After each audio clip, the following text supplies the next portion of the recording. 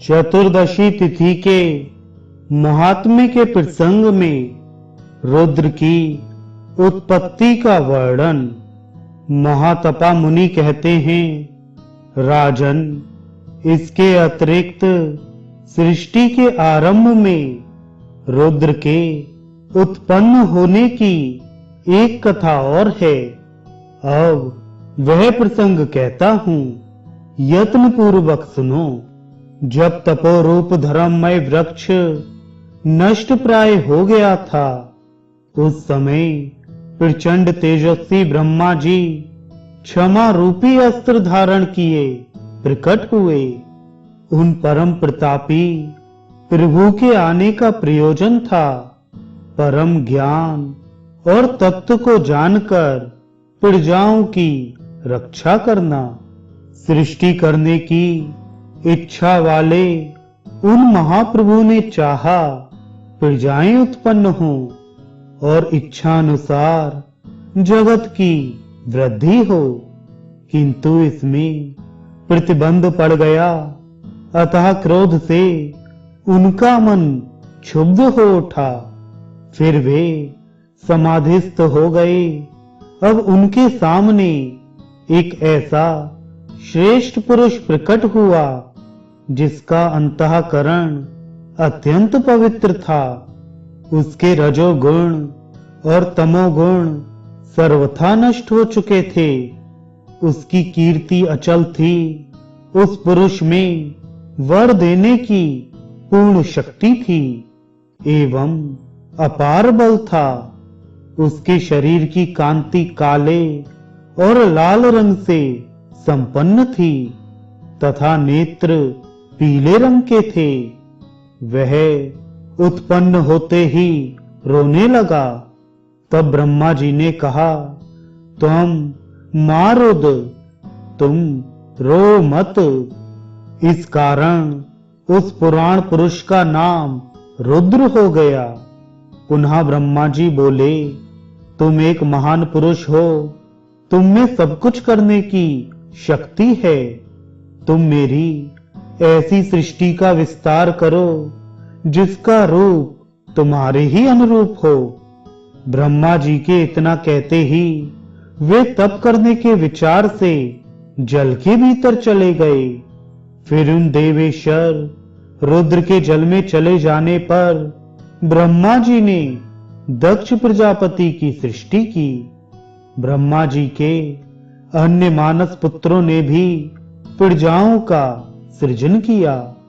सृष्टि पर्याप्त रूप से फैल गई। फिर देवेश्वर की अध्यक्षता में दक्ष प्रजापति का ब्रह्म यज्ञ आरंभ हो गया। राजन, इतने में रुद्रदेव, जो तप करने के लिए जल के भीतर गए थे, संसार और सुरगण की सृष्टि करने के विचार से जल से बाहर निकले। उन्होंने सुना यज्ञ हो रहा है और उसमें देवता, सिद्ध एवं यक्ष आए हुए हैं। फिर तो उन्हें क्रोध हो आया। अतः सोचा और कहा, अरे तेजस्विनी, अपनी कन्या तथा मेरा तिरस्कार करके मूर्खतावश इसने किस प्रकार जगत की सृष्टि कर ली। हाँ, इसे ऐसा नहीं करना चाहिए। यूं कहते कहते रोष से उनका शरीर चतुर्दिक उद्दीप्त हो उठा। साथ ही उनके मुंह से ज्वालाएं निकलने लगी। वे ही अनेक भूत, पिशाच, वेताल एवं योगियों के झुंड बनकर विचरने लगी। जब समस्त आकाश, पृथ्वी, सारी दिशाएं तथा लोक आदि उन भूतों से भर गए, तो उन रुद्र ने सर्वज्ञता के प्रभाव से 24 हाथ लंबा एक धनुष बनाया। तेहरी बटी रस्सी से उसकी प्रत्यंचा बनाई और क्रोध के कारण 2 दिव्य तरकस तथा बाणों को ले लिया और उससे उन्होंने पूषा के दांत तोड़ डाले। भग नामक मुनि की आंखें निकाल ली और कृतु देवता के अंडकोश काटकर गिरा दिए। बाण विद्ध होकर कृतु देवता यज्ञशाला से भाग चले। वायु ने उनका मार्ग रोक दिया। यज्ञ नष्ट भ्रष्ट हो गया। देवता यज्ञ के पशु से बन गए। तब सबने भगवान रुद्र की शरण ली। ब्रह्मा जी ने वहां पहुंचकर रुद्र को गले से लगाया। वहां वे देवता भी उन्हें दिखाई पड़े जिनका रुद्र ने अपकार किया था और जो भक्ति के साथ उनकी शरण में पहुंचे थे। बातें विदित हो जाने पर देवादिदेव ब्रह्मा जी रुद्र की ओर देखते हुए बोले, तात, अब क्रोध करना ठीक नहीं है, क्योंकि कृतु यज्ञ देवता तो यहां से भाग गए हैं। ब्रह्मा जी की यह बात सुनकर रुद्र क्रोध से भर गए और कहने लगे, देवेश्वर, आपने सर्वप्रथम मुझे बनाया है, किंतु ये लोग इस यज्ञ में मुझे भाग नहीं दे रहे हैं, इसलिए मैंने इन्हें विकृत कर दिया तथा इनका ज्ञान हर लिया है। ब्रह्मा जी ने कहा, देवताओं, तुम लोग तथा समस्त असुर ज्ञान प्राप्त करने के लिए उच्च स्वर से स्तोत्रों को पढ़कर इन महाभाग शंभु की ऐसी आराधना करो जिसके फलस्वरूप भगवान रुद्र प्रसन्न हो जाएं। इनकी प्रसन्नता मात्र से सर्वज्ञता सुलभ हो जाती है। ब्रह्मा जी के ऐसा कहने पर वे देवता भगवान रुद्र की स्तुति करने लगे। देवगण बोले, महात्मन, आप देवताओं के अधिष्ठाता, 3 नेत्र वाले, जटा मुकुट से सुशोभित तथा महान सर्प का यज्ञोपवीत पहनते हैं। आपके नेत्रों का रंग कुछ पीला और लाल है। भूत और वेताल सदा आपकी सेवा में संलग्न रहते हैं। ऐसे आप प्रभु को हमारा नमस्कार है। भक्त के नेत्र को बींधने वाले भगवान, आपके मुख से भयंकर अट्टहास होता है। कपर्दी और स्थाणु आपके नाम हैं। पूषा के दांत तोड़ने वाले भगवान, आपको हमारा नमस्कार है। महाभूतों के संरक्षक प्रभु, आपको हम नमस्कार करते हैं। प्रभु, भविष्य में वृषभ या धर्म आपकी ध्वजा का चिन्ह होगा और त्रिपुर का आप विनाश करेंगे। साथ ही आप अंधकासुर का भी हनन करेंगे। भगवान, आपका कैलाश पर सुंदर निवास स्थान है। आप हाथी का चर्म वस्त्र रूप से धारण करते हैं। आपके सिर का ऊपर उठा हुआ केश सबको भयभीत कर देता है, अतः आपका भैरव नाम है। प्रभु, आपको हमारा बारंबार नमस्कार है। देवेश्वर, आपके तीसरे नेत्र से आग की भयंकर ज्वाला निकलती रहती है। आपने चंद्रमा को मुकुट बना रखा है। आगे आप कपाल धारण करने का नियम पालन करेंगे। ऐसे आप सर्वसमर्थ प्रभु को हमारा नमस्कार है। प्रभु, आपके द्वारा दारुवन का विध्वंस होगा।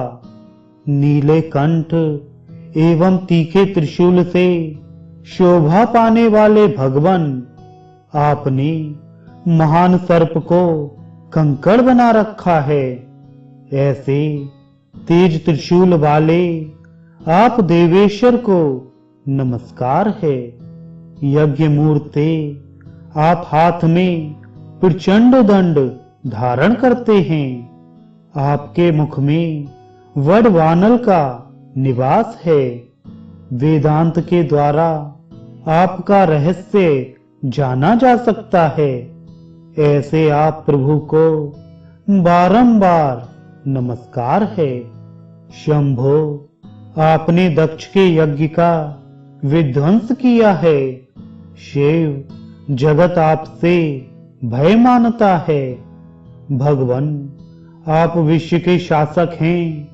विश्व के उत्पादक तथा कपर्दी नाम के जटाजूट को धारण करने वाले महादेव, आपको नमस्कार है। इस प्रकार देवताओं द्वारा स्तुति किए जाने पर प्रचंड धनुषधारी सनातन शंभु बोले, सुरगणों, मैं देवताओं का अधिष्ठाता हूं। मेरे लिए जो भी काम हो वह बताओ। देवताओं ने कहा, प्रभो, आप यदि प्रसन्न हैं तो हमें वेदों एवं शास्त्रों का सम्यक प्रकार से ज्ञान यथा शीघ्र प्रदान करने की कृपा करें। साथ ही रहस्य सहित यज्ञों की विधि भी हमें ज्ञात हो जाए। महादेव जी बोले, देवताओं, आप सबके सब एक ही साथ पशु का रूप धारण कर लें और मैं सबका स्वामी बन जाता हूं। तब आप सभी अज्ञान से मुक्ति पा जाएंगे। फिर देवताओं ने भगवान शंभु से कहा, बहुत ठीक, ऐसा ही होगा।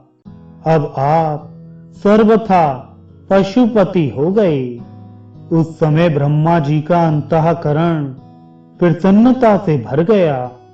अतः उन्होंने उन पशुपति से कहा, देवेश, आपके लिए चतुर्दशी तिथि निश्चित है, इसमें कोई संशय नहीं।